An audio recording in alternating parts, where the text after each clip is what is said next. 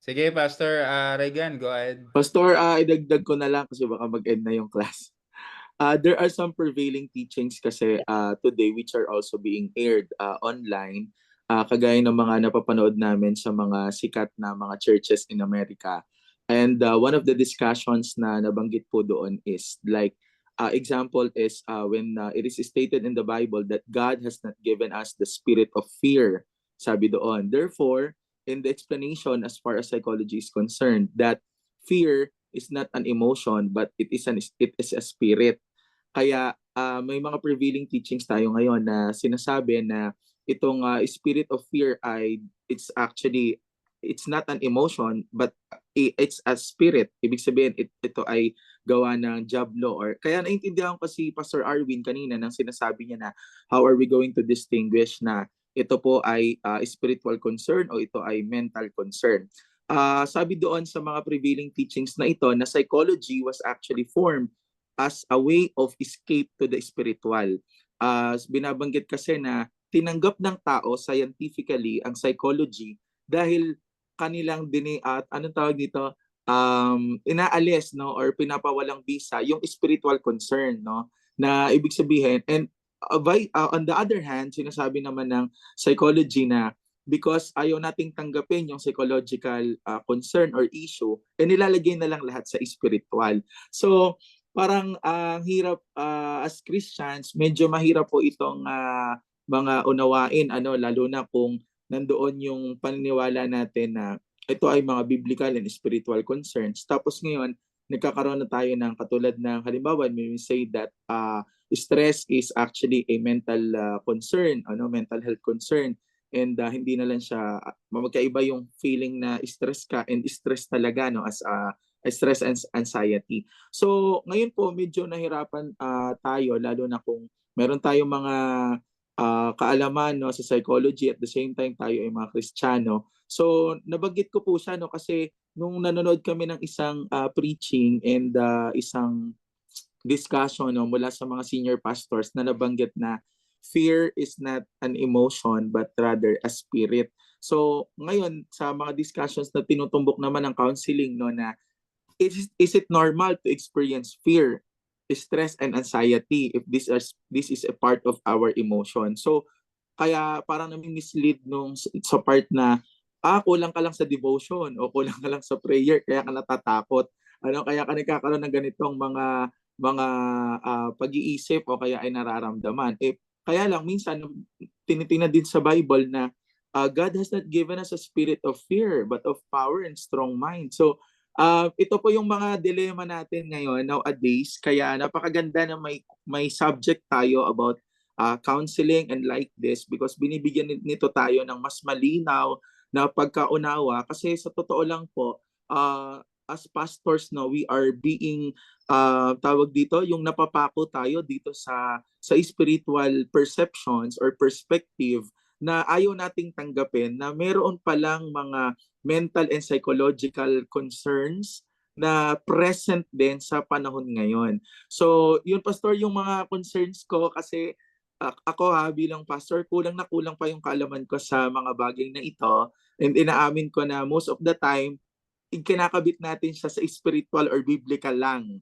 Ano, kasi nga kulang yung kaalaman natin doon sa pagdating sa mental health, pagdating dito sa psychology and secular counseling. So maraming salamat po.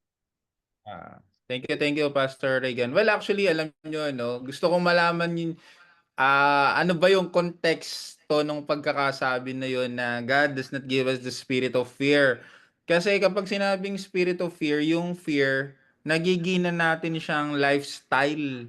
So, kaya yung quotation, God does not give us the spirit of fear, kasi fear is not a lifestyle. Hindi dapat tayo sa lahat ng bagay natatakot. Kasi hindi naman yun yung disenyo ng Diyos sa isang Kristiyano, na magkaroon tayo ng takot, everyday takot tayo. Well, actually, yung fear nga sa psychology, it is validated. Normal lang na matakot, maniwala kayo. Very normal na matakot sa isang Kristiyano. Pag ang isang Kristiyano, sinabi niyang hindi siya natatakot kasi hindi naman tayo binigyan ng Diyos ng espiritu ng pagkatakot, itatanong ko mabuti bakit nasabi yun. Kasi ako, natatakot ako. Pero hindi ko lifestyle yung matakot. May mga seasons na natatakot tayo. Wari ko kayo din. Siguro sa lahat ng pastor dito, 'di ba? Natatakot. Pero hindi natin yung lifestyle, 'di ba? So yung quotation, God does not give us the spirit of fear, maybe batay sa konteksto niya ay baka nagiging na kasing lifestyle yung fear. Eh hindi naman yun yung binigay ng Diyos sa atin. Okay? Pero yung makaramdam tayo ng fear, it's a normal thing. And besides, uh, the fear of the Lord is the beginning of wisdom. And the knowledge of the Holy One is understanding. So, di ba? So, ibig sabihin, pag ililiteral natin yung fear na yun, alamin natin yung etymological nung word na fear. Kasi baka mamaya sinali lang sa English pero may pinagmulan siya talaga base dun sa konteksto, no? So ako, honestly, hindi ko naaral yung part na yun.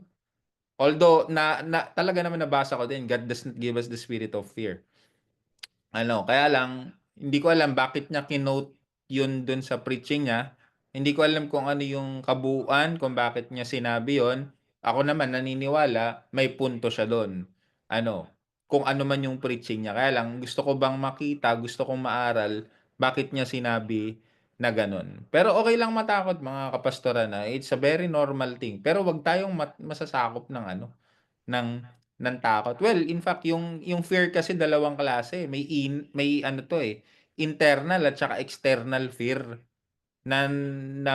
yung internal within takot ka. Alam mo, takot kang subukan ng isang bagay, takot kang gawin ng isang bagay, internal 'yon. May external din naman nararamdaman mo outside factor or externally na parang may something energy sa paligid mo na parang bigla kang matatakot na hindi mo maipaliwanag. May gano'n 'yun. Kaya, ah, I mean, kapag external yung fear mo, mapa-internal, mapa-external, siyempre hindi 'yun gusto ng Diyos. Hindi 'yun will ng Diyos sa atin. Pero hindi ibig sabihin, tayo nun, invalidated. Validated na nararamdaman natin 'yun. Kaya yung stress sa Kristiyano, okey lang na ma-stress. Okey lang na ma-stress ang isang Kristiyano. Kasi may nade-depress ngang Kristiyano, pero hindi ibig sabihin kapag na-depress siya, demon possessed siya. So kinakailangan lang niya ng bigyan ng focus, mental health, ano.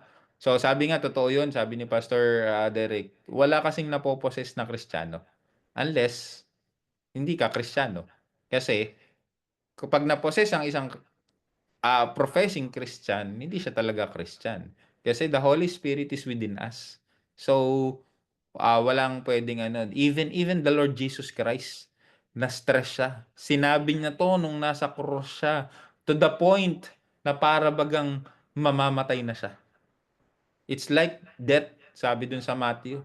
Even siya na-stress, 'di ba? So, ibig sabihin, siyempre that time talaga naman yung humanity niya, so validated, 'di ba? Okay. So, yung mga gano'n, papaano nga natin maano yun, madi-distinguish yung demon possessed at hindi. So, nagbigay na naman si Pastor Derek nung kumbaga mga signs kung papaano yun, Okay. Sige, Pastor Allen, go ahead. Uh, Good evening po. Blessed evening po, Pastor Job, Pastor Roderick at sa lahat po na nandito ngayong gabi. Pastor, yung question ko po, ganito po. Karamihan po kasi ng nagpapa-counsel sa panahon ngayon ay due to certain conflicts po. Halimbawa, mayroon pong nakaaway, mayroon pong medyo may conflict po sa ibang tao, I mean po. Paano po, ano po yung gagawin ng isang pastor po if ever po yung nagpapa-counsel po ay sobrang willing pong magpa-counsel pero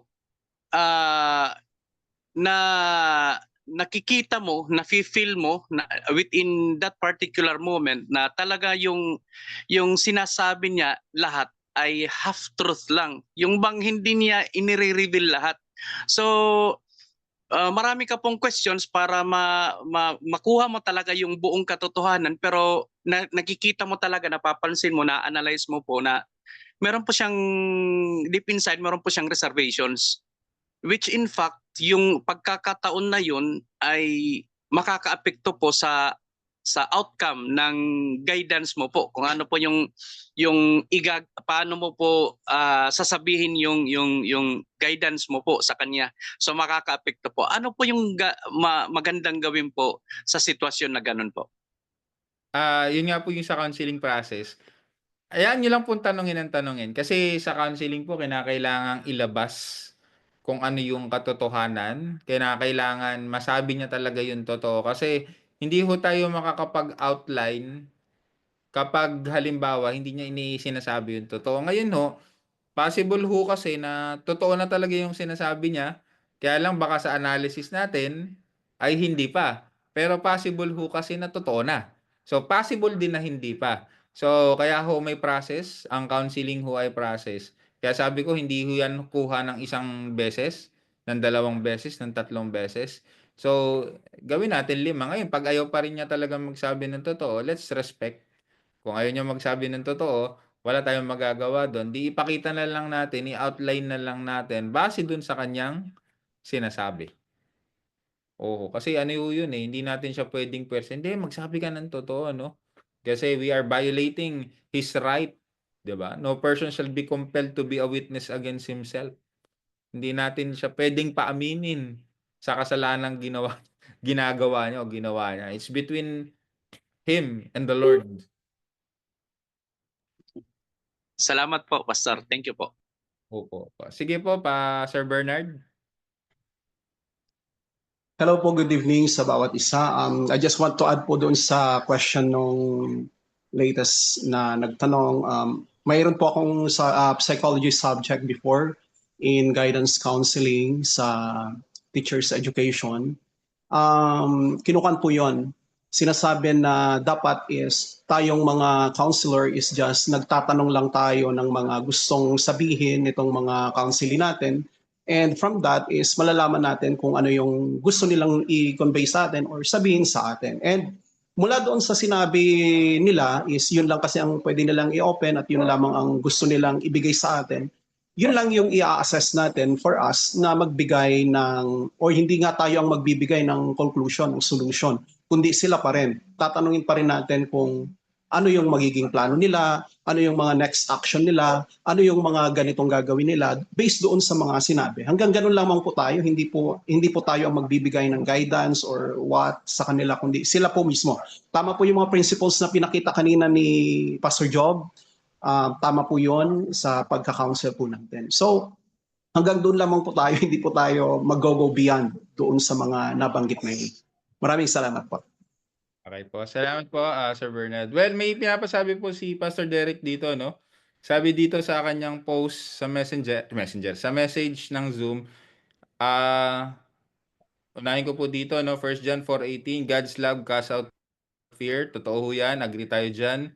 Yung fear na nakakause out ay demonic, external. Totoo ho yan, yung sinabi ko kanina, the outside factor o the external, na hindi mo mapaliwalag. Kaya kapag halimbawa kinikilabutan ka, natatakot ka, in Jesus name, in Jesus name. So yung internal fear ho is, agree ako din dyan, it's the nature of man. Kaya nga sabi ko, if it is a nature, kalikasan ng tao ito, it is somehow validated. So hindi natin 'yan sabihin, "Ay hindi, hindi." No, no, no. Talagang it's nature ng tao because we are sinful in our nature ano. So kaya lang we are new creation naman. So sabi dito, dinugtong ni pastor, pero ang diyan, di tao naka-cast out ng spirit of fear kung hindi ang Lord. Agree 100%? If we let God's love by understanding how this love is so gracious. So read, lahat po siguro ito para sa atin. Read Romans chapter 8, totoo yan. No one can separate us to the love of God. Even the depths of the earth, so on and so forth. Ano, kamatayan. So I think it's talaga namang it's in the context of salvation to. Ano, so spirit of fear has no space. Okay? So yung spirit of fear has no space to us, agree 100%. No one can separate us from the love of God. Neither ayun, tama ho, pareho na kami, gano'n na din yung sinabi ko 'no. So like Adam feared the voice of the Lord because he became separated to God. So now we are not separated. Kaya ang sagot, God had not given us the spirit of fear, but of love, power, and sound mind. Yan ang circle ng context. So salamat Pastor Derek dun sa pagkakasabi mo dun sa shinare ni Pastor Reagan.